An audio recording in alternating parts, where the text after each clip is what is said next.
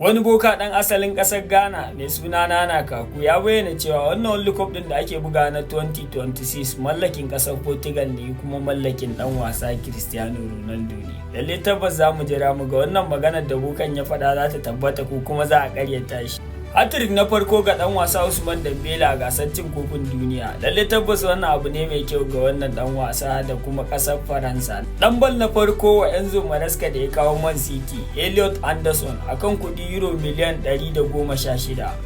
Here we go, Bruno Gomes ta kungiyar ƙwallon ƙafa ta Arsenal. Lalle tabbas wannan abu ne mai kyau ga kungiyar ƙwallon ƙafa ta Arsenal kuma ina ganin wannan cinikayyen ya dace da su saboda idan ka duba da abin da yake faruwa cikin kungiyar ƙwallon ƙafa ta Arsenal, 'yan wasan tsakiya suke da bukata wanda za su iya shigowa ko da a canji ne. To here we go dai, Bruno Gomes ta kungiyar ƙwallon ƙafa ta Arsenal akan kuɗi euro miliyan 55. Lakajan ba ajalan ba.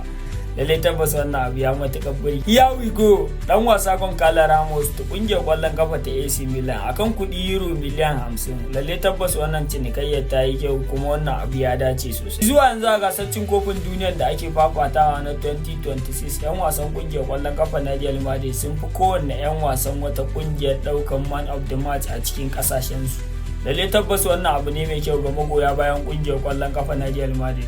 Inda yanzu 'yan wasan sun tafi da man of the match kusan mutum 5 kenan sun tafi da man of the match kuma dukansu 'yan wasan kungiyar ƙwallon kafa na Real Madrid. Lalle tabbas wannan yana nuna a duniya next season za a yi gwagwagwa da kungiyar ƙwallon kafa na Real Madrid.